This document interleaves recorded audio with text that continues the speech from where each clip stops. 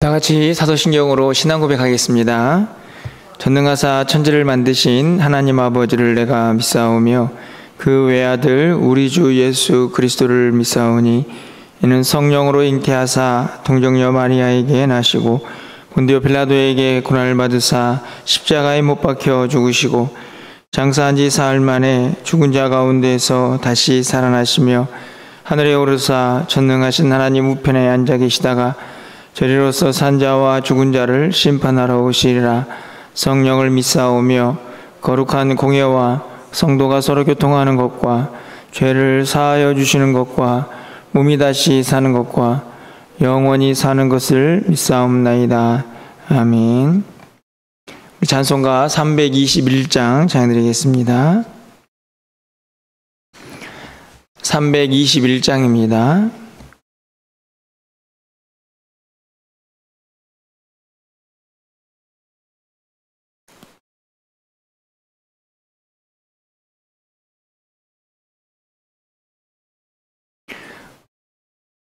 날 대속하신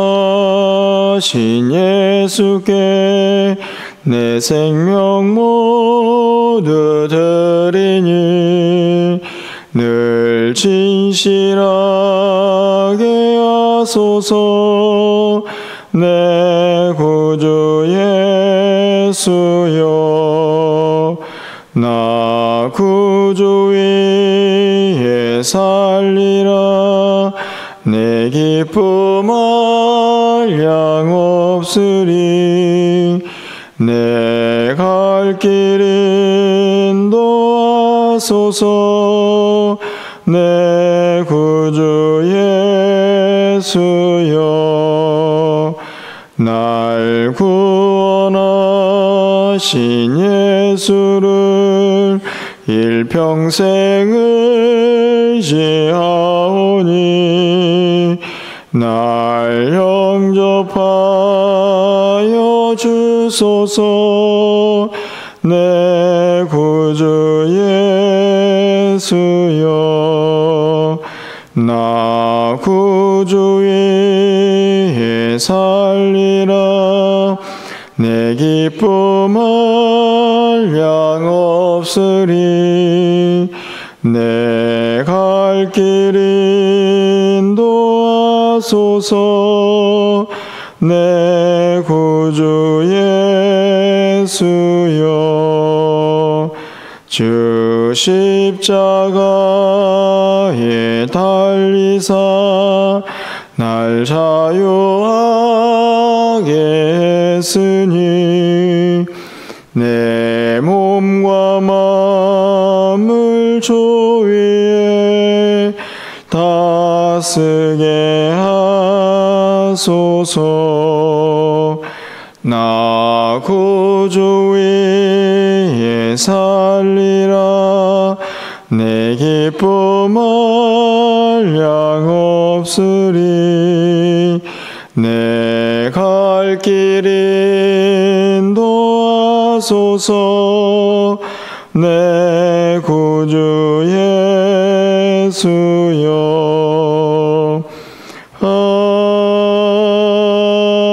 아멘.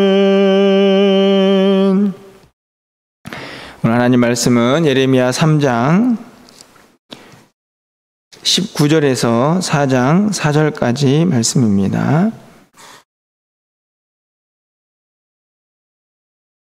예레미야 3장 19절에서 4장 4절까지의 말씀을 한 절씩 교독하고 마지막 절 함께 읽겠습니다. 내가 말하기를 내가 어떻게 하든지 너를 자녀들 중에 두며 허다한 나라들 중에 아름다운 기업인 이 귀한 땅을 내게 주리라 하였고, 내가 다시 말하기를 너희가 나를 나의 아버지라 하고 나를 떠나지 말 것이니라 하였노라.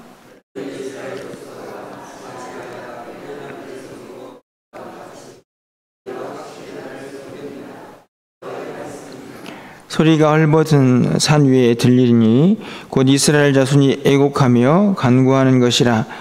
그들이 그들의 길을 굽게 하며 자기 하나님 여호와를 잊어버렸음이로다.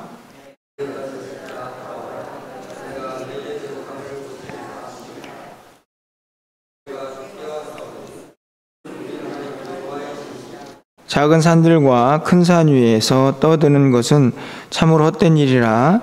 이스라엘의 구원은 진실로 우리 하나님 여호와께 있나이다.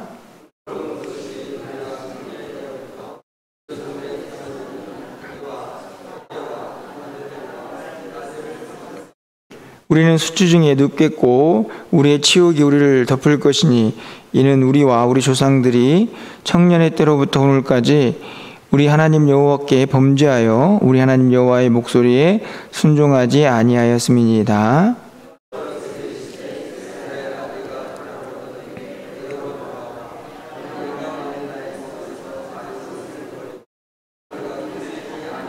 진실과 정의와 공의로 여호와의 삶을 두고 맹세하면 나라들이 나로 말미암아 스스로 복을 빌며 나로 말미암아 자랑하리라.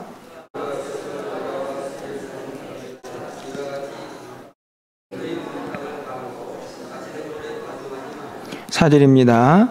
유다인과 예루살렘 주민들아, 너희는 스스로 할례를 행하여 너희 마음 가죽을 베고 나 여호와께 속하라. 그리하지 아니하면 너희 악행으로 말미암아 나의 분노가 불같이 일어나 사르리니 그것을 끌 자가 없으리라. 아멘.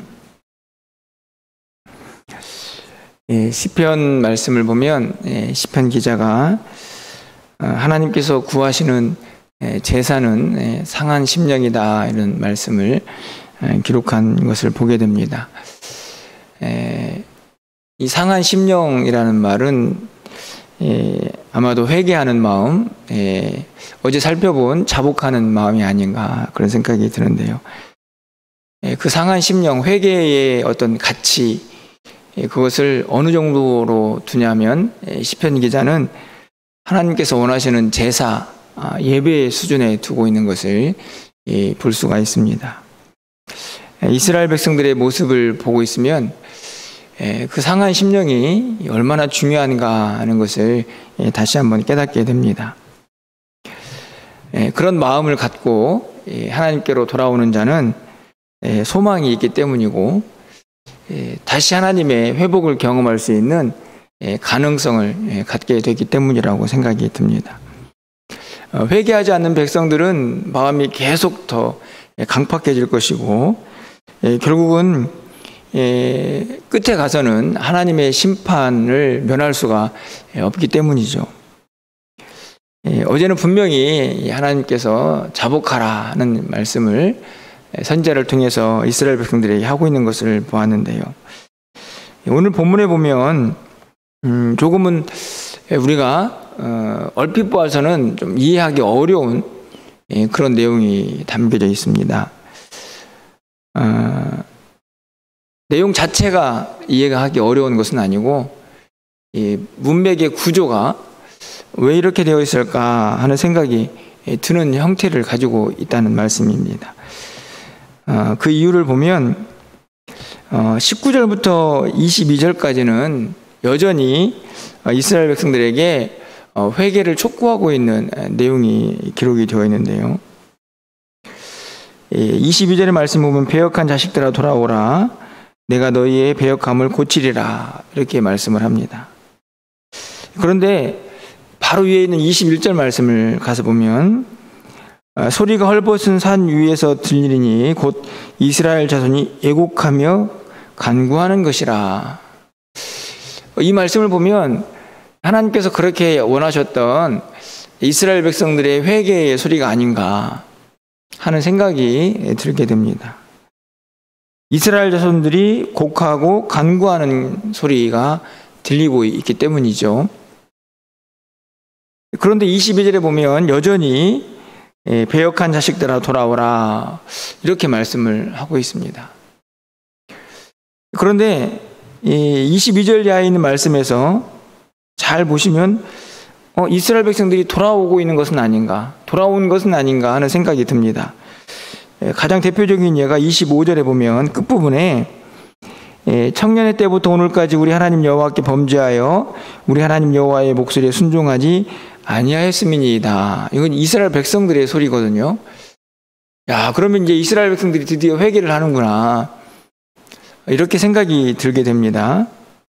그런데 4장 1절로 가서 보시면 여호와께서 이르시되 이스라엘아 내가 돌아오려거든 내게로 돌아오라 이렇게 말씀을 하십니다. 문장은 어렵지 않지만 문맥은 우리에게 왜 이런 구조를 가지고 있는가 하는 생각이 들게 한다는 말씀이죠. 그렇지 않습니까? 앞에는 돌아오라고 하시고 중간에서는 이스라엘 백성들이 마치 회개한 것처럼 하나님 앞에서 목소리를 순종하지 않았다 이렇게 기록을 하는데 또 이어지는 말씀을 보면 돌아오려거든 내게로 돌아와라 이렇게 이야기를 하고 있기 때문에 그렇습니다. 이 모습은 어떤 모습 때문에 이런 말씀이 기록되어 있을까 하는 생각을 갖게 하죠. 그것은 저는 어제도 잠깐 말씀을 드렸지만 이스라엘 백성들의 전체의 이 왕들의 시대, 그 시대의 모습을 보면 우리가 쉽게 짐작을 할 수가 있습니다. 여러분이 알다시피 이스라엘 백성들의 역사를 쭉 보면 그 백성들이 하나님 앞에서 범죄를 하죠. 그러면 이 백성들이 선지자를 통해서 물론 다 그런 것은 아니지만 어떤 왕 때에는 회개를 합니다. 그래서 하나님께서 그들의 회개를 받으시고 그들에게 평안을 주시는 때가 있죠. 승리도 안겨주십니다. 그런데 참 희한한 것은 그 회개가 오래 가지 못한다는 것입니다. 어떻게 되나요? 다시 또 어떤 왕 때 가면 하나님 앞에 똑같이 이전보다 어떨 때는 더 악한 죄를 범하기도 하고 또 하나님 앞에서 더 심각하게 또 무너지는 모습을 보게 됩니다. 사실은 이제 예레미야 선지자가 활동을 하기 시작하는 남유다의 왕은 우리가 알고 있는 것처럼 이제 요시야라는 왕인데 그 왕은 사실은 굉장히 개혁적인 왕이 있지 않습니까? 하나님 앞에서 이스라엘 백성들과 함께 이제 우상을 무너뜨리고 또 하나님께로 돌아가 보려고 애를 썼던 왕이죠. 그런데 사실은 그게 또 오래 가지 않습니다. 나중에 이제 왕들이 새로 서게 되면서 다 무너지고 그런 모습들을 계속 반복하죠. 오늘 이 본문에 있는 말씀은 다른 말씀이 아닙니다. 왜 하나님의 말씀 속에서 이 백성들의 모습이 왔다 갔다 하는가? 그들의 실체이기 때문에 그렇습니다. 이 말씀은 다른 말씀이 아니죠. 오늘 본문에서 하나님께서 자꾸만 돌아와라, 돌아오려거든 내게로 돌아와라 하는 말씀은 그들의 이 회개가 일시적이거나 아니면 가식적이기 때문에 그렇습니다. 여러분 20절 말씀을 좀 위로 올라가 보면요. 이스라엘 족속이 마치 아내가 그의 남편을 속이고 떠나감 같이 너희가 확실히 나를 속였느니라. 하나님을 속였다 이렇게 말을 하죠. 그러면서 21절에서 이스라엘 자손들이 산 위에 가지고 올라가서 애곡하고 간구합니다. 사실은 이 애곡과 간구는 무엇을 의미합니까? 그 백성들이 계속 범죄를 하니까 하나님께서 손을 들어서 이스라엘 백성들을 치시죠. 그러면 당장 몸이 아프고 육체적으로 힘드니까 그 심판이 두려워서 곡을 하는 것입니다. 간구하는 거죠. 하나님, 제발 좀 이 징벌을, 이 심판을 멈춰 주십시오. 그런데 그게 만약에 정말 진실된 회개였다면 어떻게 해야 합니까? 다시는 이제 하나님께서 용서해 주시면 범죄하지 않아야 하는데 그게 그렇게 오래 가지 않는다는 말씀입니다. 하나님께서 그 기도를 들으시고 그 심판을 멈추시면 그때 잠깐 돌아온 것처럼 하나님 앞에서 행동을 하다가 또 이내 그 백성들의 모습은 과거와 다르지 않은 여전히 우상을 숭배하고 하나님을 떠나는 삶의 모습을 보여주고 있는 것이죠. 그러니까 이 20절에 있는 속였다. 그 말씀을 생각해 보면 이 오늘 읽은 본문의 중간에 끼어 있는 우리가 하나님 말씀에 순종하지 않았습니다 라고 하는 말이 진실되지 못한 일시적인 그런 회개의 모습이라고 우리가 생각을 할 수가 있는 것이죠. 그렇기 때문에 3절과 4절에 있는 말씀이 계속해서 강조가 되는 것입니다. 여러분 3절 말씀을 보면 여호와께서 유다와 예루살렘 사람에게 이와 같이 이르노라. 너희 묵은 땅을 갈고 가시덤불에 파종하지 말라. 묵은 땅을 갈라는 말은 우리가 이미 알고 있는 그런 내용이죠. 묵은 땅을 기경하라는 호세아에서의 말씀을 우리가 너무나 잘 알고 있는데, 묵은 땅을 갈라 이렇게 말씀을 하시죠. 이 묵은 땅은 구체적으로 무엇인가 4절에 나와 있습니다. 4절 말씀에 유다인과 예루살렘 주민들아 너희는 스스로 할례를 행하여 너희 마음 가죽을 베고, 할례를 행하는데 어디 행하라고 하십니까? 마음에 하라고 하죠. 이것은 무엇을 의미할까요? 앞에 있는 묵은 땅을 갈라는 것과 다르지 않다고 생각이 듭니다. 겉으로 보여지는 묵은 땅이 아니고 그의 마음의 중심에 있는 굳어져 버린 마음들이죠. 그것을 베버려라는 말은 갈아엎어라는 말인데, 여러분 이 너희 마음의 가죽을 베라는 말씀도 이미 다 앞에서 또 신약 성경에서 우리에게 다 알려진 말씀입니다. 신명기 10장에 있는 말씀을 보면, 신명기 10장은 이스라엘 백성들이 가나안 땅에 들어가기 전의 말씀이죠. 그러므로 너희는 마음의 할례를 행하고 이스라엘 백성들이 선민이라는 것을 확인하는 매우 중요한 절차 중에 하나가 할례인데, 그거 육체에 하는 행위 아닙니까? 겉으로 보여지는 육체에 하지 말고 이미 가나안 땅에 들어가기 이전에도 진짜 우리에게 필요한 것은 마음의 할례다. 이것을 고스란히 누가 또 인용을 하나요? 바울이 인용을 하죠. 로마서에서 오직 이면적 유대인이며 할례는 마음에 할지니라. 이 말씀을 왜 합니까? 이스라엘 백성들, 유대인들이 자신들은 우리는 하나님의 선민이야. 그것을 겉으로 드러내면서 외식했던 가장 대표적인 그 형식이 바로 할례죠. 그거 가지고 이제 할례를 행하지 않은 이 헬라파 유대인들, 하나님을 알지 못했던 이방인들이죠. 그들을 자꾸만 비방하고 그들을 업신여기지 않습니까? 그때 바울이 한 말은 겉으로 하는 할례 말고 너희들 마음의 할례를 해라. 다시 말하면 진심 어린 회개, 그것을 요구하는 것이죠. 외식적으로 겉으로 드러나는 것들, 그것이 진짜 할례가 아니다. 근데 오늘 본문도 마찬가지입니다. 이스라엘 백성들이 자꾸만 겉으로는 힘들고 어려우니까 그때는 마치 진짜 하나님께 돌아온 것처럼 회개하고 막 간구하는, 애곡하는 모습을 보이지만 이내 그 심판이 멈추면 다시 원래의 모습으로 돌아가는 그 모습을 보면서 하나님께서 진짜 원하시는 것은 진실된 회개다. 그것을 묵은 땅을 기경하고 갈아엎고 그리고 마음에 할례를 하는, 마음의 가죽을 벗기는 그런 모습으로 기록을 하고 있는 것입니다. 하나님께서 어제도 살펴보았지만 이스라엘 백성들에게 원하시는 것이 자복하는 마음입니다. 스스로 회개하고 돌아오는 것인데, 오늘 본문에서는 한 걸음 더 나아가서 그 회개가 진실되기를 바라는 거죠.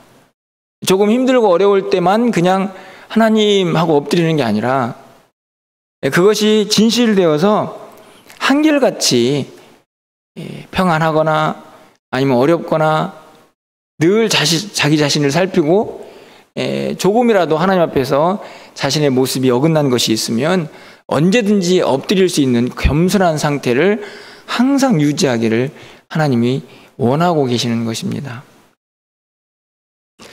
오늘 본문에 보니까요, 이 4절 말씀에 보면 너희 스스로 이렇게 되어 있습니다. 스스로. 이것은 무엇을 의미합니까? 우리 각 사람이 의지를 가지고 하나님 앞에 나와야 한다는 말씀입니다. 가만히 있는다고 마음의 할례가 가죽이 벗겨지는 게 아니라는 말씀이죠. 자기 자신의 연약함을 보고 하나님 앞에 의지를 가지고 나아와야 하는 것입니다. 그런데 그렇게 의지만 가지면 다 되느냐? 그렇지 않습니다. 여러분, 이 할례에 관련된 또 다른 말씀을 제가 한 구절 읽어드리는데요. 신명기 30장에 있는 말씀입니다.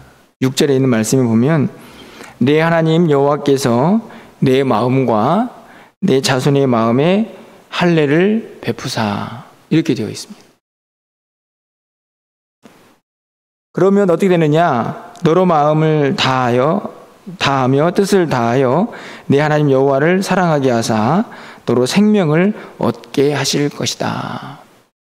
이 말씀은 마음의 할례가 누구로부터 행해지느냐? 하나님으로부터 행해진다는 사실을 오늘 신명기 30장은 우리에게 가르쳐 줍니다. 오늘 본문에서는 스스로 행하라고 하는데 마음의 할례를 하나님이 행하시는 것처럼 말씀을 하고 있죠. 무슨 차이일까요? 이것은 처음 하나님을 믿을 때 그것은 완전히 새로운 사람이 되는 것인데요. 그런 마음은 우리 스스로 갖는 것이 아닙니다. 하나님께서 주셔야만 가능한 마음이죠. 그런데 오늘 본문에 보면 스스로 할례를 행하라고 합니다. 이것은 이미 할례 받은 자의 모습입니다. 무엇을 의미합니까? 우리가 믿음으로 구원을 받는데 그 믿음은 선물로 주어집니다. 내 의지와 상관없이. 사실은 그 순간에도 우리는 어떤 면에서는 마음의 할례를 받습니다. 왜냐하면 우리의 죄악된 마음들이 완전히 새로운 마음으로 창조가 되죠. 새로운 마음. 그런데 어떻습니까? 시간이 지나면 지날수록 그 마음이 점점 더 두꺼워지는 것입니다. 마치 가죽이 입혀지듯. 그렇게 돼서는 안 된다는 것이죠. 그때는 이제 이미 하나님의 은혜로 할례를 받았기 때문에 마음의 가죽이 벗겨진 사람이기 때문에 이제는 우리 스스로 우리 자신의 연약함을 알고 하나님 앞에 나와서 결단할 수 있어야 한다. 물론 그 마음에도 역시나 하나님이 도움을 주시죠. 그렇지 않습니까? 우리가 하나님 앞에 나와서 눈물을 흘리고 자복하고 사실 그 마음조차도 하나님이 움직이실 때가 많이 있지만 하나님이 원하시는 것이 있습니다. 늘 하나님의 그 은혜 안에만 머물러 있지 말고 우리의 의지, 이미 은혜로 덧입혀진 우리의 의지를 우리가 신앙생활하는 동안은 계속 스스로 그것을 작동시켜야 한다는 말씀입니다. 저는 매우 중요하다고 생각이 듭니다. 우리가 가지고 있는 믿음의 연약함 중에 하나가 여전히 은혜에 의존한다는 것입니다. 물론 중요합니다. 여전히 우리는 은혜 없이는 살 수 없다는 것을 우리가 너무나 잘 알고 있습니다. 저도 여전히 그 은혜를 구하죠. 하지만 우리는 이미 너무 큰 은혜를 받은 사람들이 아닙니까? 그렇죠? 이제는 그 은혜를 우리가 이미 받았기 때문에 여전히 은혜 달라고 하는 사람들이 아니라 그 은혜 안에서 스스로 하나님이 기뻐하시는 일들을 행할 수 있는 사람들, 그 하나님의 사람을 하나님이 원하고 계시는 것입니다. 회개도 마찬가지입니다. 사실 여러분 생각해 보십시오. 하나님께서 마음만 먹으신다면 이스라엘 백성들 한순간에 회개시킬 수 있지 않습니까? 그런 능력이 하나님께 없으신가요? 그런데 왜 자꾸 돌아와라, 돌아와라. 하나님의 능력을 생각한다면 이런 말씀들이 도대체 왜 필요합니까? 그런데 하나님이 왜 이것을 원하시나요? 이제는 하나님이 주신 은혜를 덧입은 사람들이고 마음의 할례도 이미 하나님의 은혜로 받은 사람들이니까 이제는 좀 정신 차리고 네 의지를 가지고 내가 얼마나 하나님을 사랑하는지, 내가 하나님 앞에서 어떤 죄를 지었는지 이제는 좀 스스로 좀 하나님 앞에서, 말씀 앞에서 좀 자신을 살피고 그렇게 하나님 앞에 나올 수 있는 사람, 그런 사람들을 하나님이 찾고 기뻐하신다는 말씀이죠. 그래서 하나님께서 구하시는 제사가 상한 심령이라고 말씀을 하고 있는 것입니다.